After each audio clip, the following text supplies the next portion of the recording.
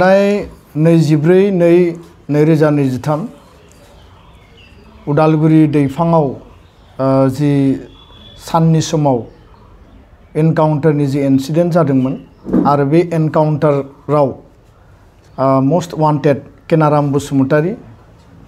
बिथांनि न'खौ नतुन पानबारि बरसलायाव होननानै बुंदों। बिथांखौ गावथारनाय जादों पुलिसनि एनकाउन्टाराव बेबायदि खौरांखौ जोङो मिथिनो मोनदों खौरां बिजोङाव। आरो बिनि अखानायै बिथांनि गामिनि गबर्धना निमुवानिफ्राय सासे प्रिन्सिपाल आंनो फन हरदों जे केनाराम बसुमतारी मुंनि जाय डकाइति होननाय बे सुबुंखौ गावथारनाय जादों। आसलते बियो केनाराम बसुमतारी नङा, बे डिम्बेश्वर बसुमतारी जोंनि गामिनिसो,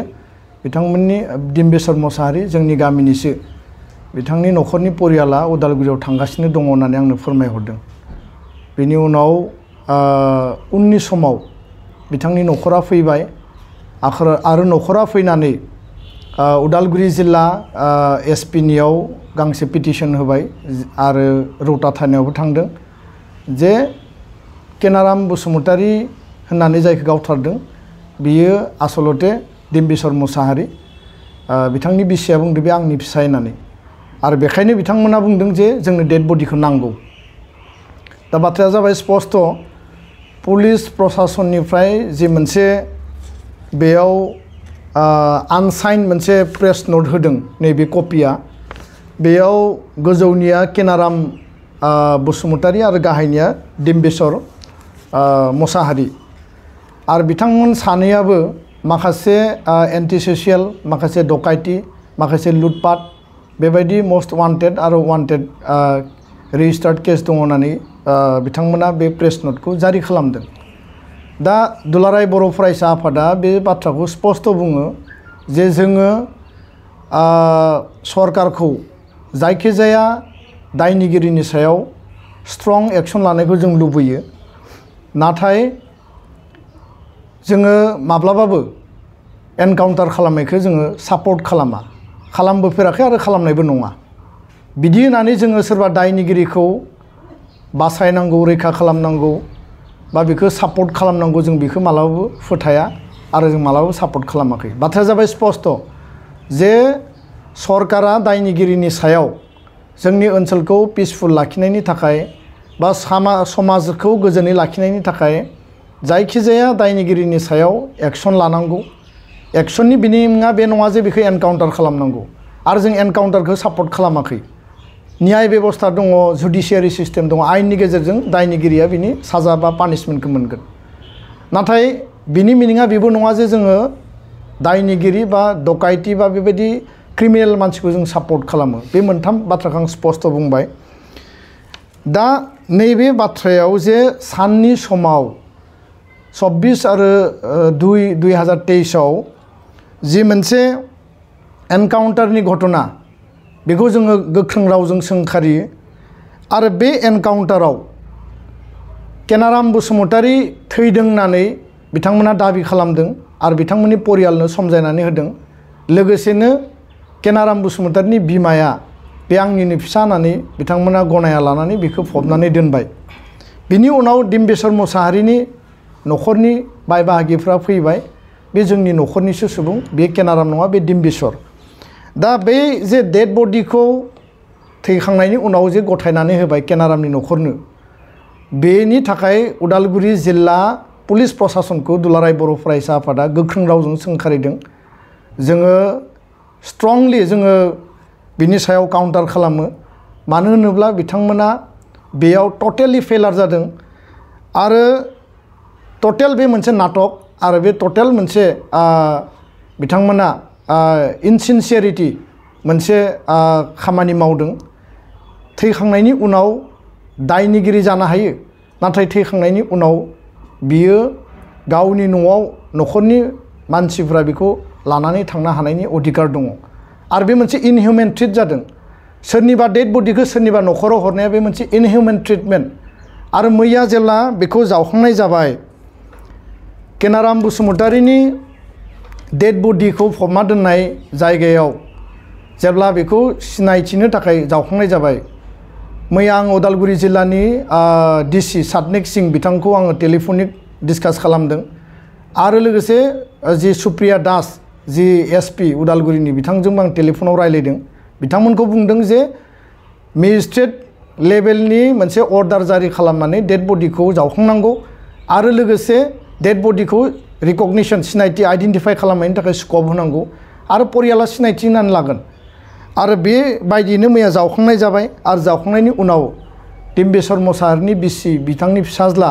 आरो बिथांनि बिदाया बुंबाय बे गाननाय जोमनायनिफ्राय लानानै सेहेरा पाति गासैबो डिम्बेश्वर मोसाहारिनि बे डेड बडि फारसेथिं केनाराम बसुमतारिनि बिमाया मैया बुंबाय जे आङो मोखांखौ बारा सिनायनो हायाखिसै एसे डाउटफुल बुंदों दा बेखायनो बेयाव हिउमेन राइट्स भायलेसन जादों थैखांनायनि उनाव जायखिजाया दायनिगिरिया थांना थानाय समाव बे दायनिगिरि जानो हायो क्रिमिनेल जानो हायो किन्तु थैखांनायनि उनाव जायखिजाया दायनिगिरियाखौ इनहिउमेन ट्रिटमेन्ट खालामनाया बे मालाबा गनायथाव नङा आरो दुलाराय बर' फरायसा आफादा बे जि मोनसे जाथाय आरो बे मोनसे जि मोनसे इनहिउमेन ट्रिटमेन्ट बर' सुबुं आरो बे जि मोनसे जाथाय बिनि सायाव जोङो गोख्रोङै सोंखारिदों आरो प्रशासननिफ्राय जि मोनसे इनसिनसियारिटि मोनसे रल प्ले खालामबाय बे प्रशासननि कमप्लिटलि मोनसे फेलार दा बेखायनो मैया आसामनि गिबि मन्त्रि डक्टर हिमन्त बिश्व शर्मा बिथाङा बे गासै जाथायनि सायाव CID इनभेस्टिगेसन मोनसे बिथाङा होदों आरो बे CID लेभेलनि जि इनभेस्टिगेसन बेयो जाहाथे प्रपारलि जायो बे जाहाथे माने राइट ट्रेकआव थाङो जाहाथे बेयाव कुनु मिसलिडिं बा बेयाव जाहाथे कुनु माने बेबायदि माने सन्देहजनक जाहाथे तथ्य जेबो थाया सोरनि डेड बडि एक नम्बराव आइडेन्टिफाइ खालामनांगोन DNA टेस्टनि गेजेरजों आरो जाय न'खरनि बे माने बे डिम्बेश्वरनि ना बे केनारामनि जाय न'खरा लिगेल अथरिटि दङ लिगेल राइट दङ बे न'खरनो बेखौ समजायनानै होनांगोन बिथांमोना सामाजिक न'खरनि नेमखान्थिनि गेजेरजों बिथांखौ बिदाय होगोन बिनि थाखाय अधिकार दङ आरो बेखायनो जोङो दिनैनि बे प्रेस मिटनि गेजेरजों बेखौनो दाबि खालामो जे CID तदन्तनि गेजेरजों फरेन्सिक लेबाव DNA टेस्ट खालामनानै डिम्बेश्वर मोसाहारिनि डेड बडि ना केनाराम बसुमतारिनि डेड बडि बेखौ क्लियार खालामनांगौ आरो न'खरनो समजायनानै होनांगौ आरो मैयानि लास्ट जि आइडेन्टिफिकेसन बायदिब्ला बे डिम्बेश्वर मोसाहारिनि माने डेड बडि होननानै जोङो बिथांमोननि न'खरनिफ्राय मिथिनो मोन्दों आरो नैबे फट'आव कमप्लिटलि बे केनाराम आरो बियो डिम्बेश्वर बे माने बे डिफारेन्सआनो बेखौ दिन्थिखायो दा बेखायनो जुदि बेयो डिम्बेश्वरनि डेड बडिब्ला केनाराम बसुमतारिया बहा थांखो मस्ट वान्टेड केनाराम बसुमतारिया बहा थांखो आरो बे मोनसे रहस्य दिनै मिस्ट्रि दा बेखायनो बियो जुदि डिम्बेश्वर मोसाहारिनि डेड बडिब्ला मस्ट वान्टेड केनाराम बसुमतारिया बहा थांखो बेखौ नागिरनायनि दायित्वआ उदालगुरि जिल्ला प्रशासननि आसाम सरकारनि आरो केनाराम बसुमतारिनि नामाव डिम्बेश्वर मोसाहारिखौ मानो एनकाउन्टार खालामनाय जाखो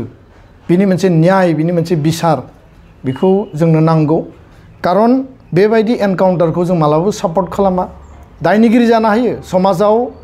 मोनसे ओनसोलाव मोनसे रायजोआव देशआव गोबां क्रिमिनेल थायो क्रिमिनेलखौ जों मालाबाबो सापर्ट खालामा किन्तु क्रिमिनेलनि नामाव सानथिं बाथिं माने साननि समाव एनकाउन्टार खालामनायखौ जोङो मालाबाबो गनाया आरो सापर्ट खालामा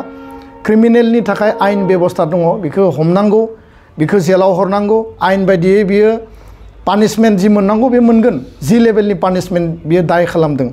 दा बेखायनो नैबे जि सानबानि जे मोनसे इन्सिडेन्ट आरो बेयाव जि मोनसे गोनो गोथो जि थासारि बेखौ गोख्रैनो समाधानाव लाबोनांगौ जों दिनैनि प्रेस मिटनि गेजेरजों आसाम सरकारखौ जों दाबि खालामो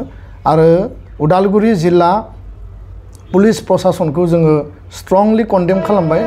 आरो बिथांमोननि जि इनसिनसियार मोनसे एक्ट इनहिउमेन मोनसे एक्ट बियो जोंनि थाखाय गनायथाव नङा आं बे बाथ्राखौनो स्पष्टयै बुंबाय गोजोन्थों